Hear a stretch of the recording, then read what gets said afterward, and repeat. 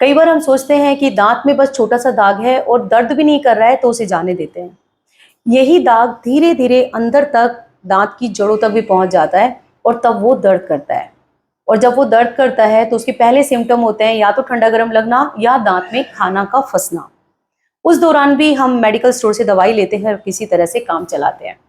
Suddenly दांत टूट जाता है या आपके कान या सर तक दर्द पहुंचता है और उस समय हमें रियलाइज होता है कि ये जो दर्द है वो 1 या 2 दिन से ही हो रहा है, पहले ऐसा नहीं था। तो hello, I am doctor Neetu. I have 20 years of experience और मैं अपने एक्सपीरियंस से बात करना चाहती हूँ कि अगर मेरे क्लिनिक में 100 पेशेंट आते हैं तो 100 में से कोई 1 या 2 पेशेंट होते हैं जो बिना दर्द के आते हैं और मैं बोलूँगी कि वो प्रिवेंशन के लिए आते हैं, डेंटल अवेयर होते हैं, जिससे कि उनका ट्रीटमेंट सही समय पे होता है। वो रूट कैनाल ट्रीटमेंट या दांत निकालने से बच पाते हैं। तो आज हमारे साथ है शौर्य। से hello to everyone. Hello everyone. तो शौर्य पढ़ा लिखा बच्चा है और काफ़ी अवेयर है। तो ये अपने दांतों को उसने नोटिस किया कि दांत में कहीं काले धब्बे हैं जिन्हें उन्हें फिलिंग कराना चाहिए। तो हम आपको बताएंगे कि दांतों में कीड़ा लगने की वजह से जो दांत डैमेज हो जाते हैं या काले धब्बे, काले गड्ढे हो जाते हैं, उन्हें हम कैसे फिलिंग करते हैं और ये इलाज 15 मिनट के अंदर ख़त्म भी हो जाता है। तो अब हम शौर्य से पूछ लेते हैं कि उसको क्या प्रॉब्लम है। ये हम इसलिए पूछ रहे हैं कि आपकी प्रॉब्लम और इनकी प्रॉब्लम ऑलमोस्ट सेम होगी। शौर्य, क्यों आप यहाँ पर आए? मैं इसलिए यहाँ पर आया हूँ क्योंकि मैंने नोटिस किया कुछ दिन पहले कि मेरे आगे वाले दांत में एक ब्लैक मार्क आ चुका है, जो कि धीरे धीरे बड़ा होते जा रहा है। जो कि अभी पेन तो नहीं कर रहा, पर इसे दिखाना थोड़ा सही रहता है। करेक्ट। जब इनिशियल स्टेज होती है तो वो दर्द नहीं कर रहा है, पर आगे का दांत है तो शायद इनकी स्माइल लाइन में वो काला रंग का स्पॉट आ रहा है ना, और जो देखने में अच्छा नहीं लग रहा है।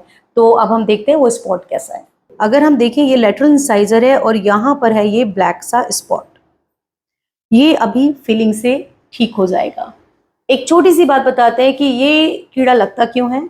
जब आपके दांतों पर थोड़ा भी शुगर या कोई भी खाना रहता है, जिसे हम प्लाक कहते हैं शुरुआती दौर पर, और वो फंसा रह जाता है, तो उससे बैक्टीरिया के एसिड मिलके आपके इनामल को खत्म कर देते हैं, यानी कि पहली लेयर को गला देते हैं और वो धीरे धीरे गड्ढे में कन्वर्ट होते रहता है। वहाँ खाना लगातार फंसते रहता है और बैक्टीरियल एक्टिविटी भी लगातार बढ़ती चली जाती है, जिसकी वजह से वो ग्रोथ होती है और काफ़ी बड़ा गड्ढा हो जाता है। शुरू में शायद आपको बहुत कम दिख रहा होगा, अब धीरे धीरे वो बढ़ते चला जा रहा है।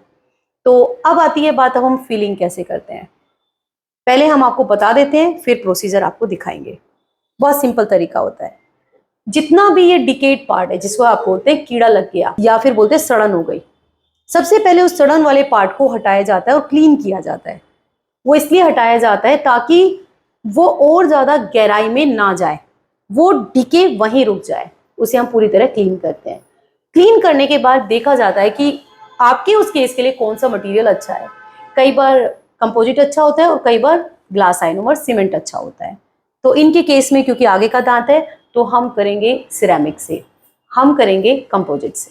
तो let's begin with the procedure. तो ये मेरी कैविटी है जिसको कि मैं अभी फिलिंग करूंगी। दांतों की सफाई, कैविटी की जो क्लीनिंग है वो हम करते हैं हैंडपीस से। इस केस में मैंने एनेस्थेसिया नहीं दिया है, अगर जरूरत पड़ती है तो हम एनेस्थेसिया देते हैं। तो जो ये छोटा सा काला सा धब्बा था वो इतनी बड़ी कैविटी है, अगर ये लेट होते तो शायद हमें रूट कैनाल ट्रीटमेंट करना पड़ता। इस केस को हम कर रहे हैं कंपोजिट। कंपोजिट के लिए हम बॉन्डिंग एजेंट यूज करते हैं और कंपोजिट मटेरियल होता है जिसे हम क्योर करते हैं। ये बिल्कुल पेनलेस प्रोसीजर है और 10 से 15 मिनट में खत्म हो जाता है।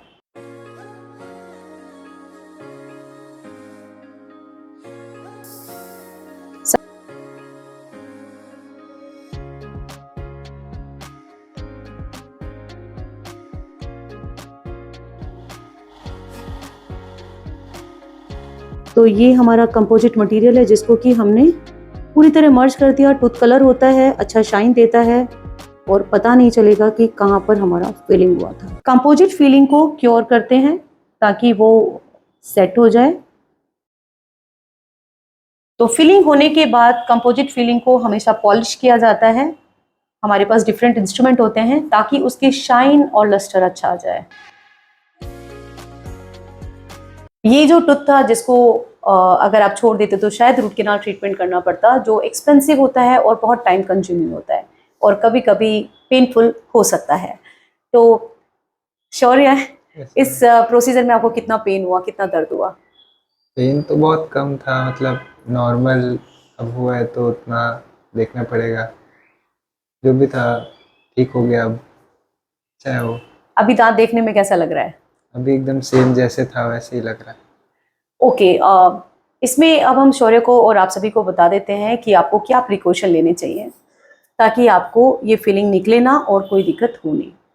सबसे पहले तो क्योंकि मैंने कंपोजिट फीलिंग किया है तो इसके लिए आप right now you can eat anything, ठीक है? अगर मैं जीआईसी करती तो शायद आपको बोलती 1 घंटे के बाद आपको कुछ खाना है। आपको दोबारा कैविटी ना हो इसके लिए आपको दिन में 2 बार ब्रश करना है, हर 6 महीने में डेंटल चेकअप कराना है। कोशिश करना है स्टिकी फूड खाने से बचें। और तुम्हारा फेवरेट ड्रिंक कौन सा है? कोक। कोक है, जो इस जनरली इस उम्र के बच्चों का होता है और शायद इसी वजह से ही शौर्य के दांत में कैविटी लगी। कोशिश करें कोल्ड ड्रिंक कम पिएं और अगर आप पीते हैं तो उसकी जस्ट बाद आप कुल्ला करें। इसका कारण है कोल्ड ड्रिंक बहुत एसिडिक होती है और इनेमल को इरोड कर देती है, इसीलिए आपको लगता होगा कि हम डेंटल हाइजीन मेंटेन कर रहे हैं फिर भी हमारे दांतों में कैविटी क्यों है। तो this is one of the reason. तो जो फीलिंग है दैट इज़ वेरी गुड, जिससे आपके कमज़ोर दांत फिर से नए और अच्छे हो गए, पर टाइम पर कराने से हुए। तो हम देख लेते हैं फीलिंग कैसा है। तो ये वो टूथ है जहाँ पर कैविटी लगा हुआ था और कंपोजिट की वजह से बिल्कुल सेम कलर मैच हो गया है। तो अपने माउथ को खुद से जरूर चेक करें। कोई भी काली लाइन, कोई भी काला धब्बा है, उसका मतलब है दांत में डीके हो रहा है। टाइम पे इलाज कराएं ताकि आरसीटी, पेन और डेंटल एक्सट्रैक्शन से आप बच पाएं। Thank you so much. If you want knowledge you can subscribe us, if you want treatment you can consult us.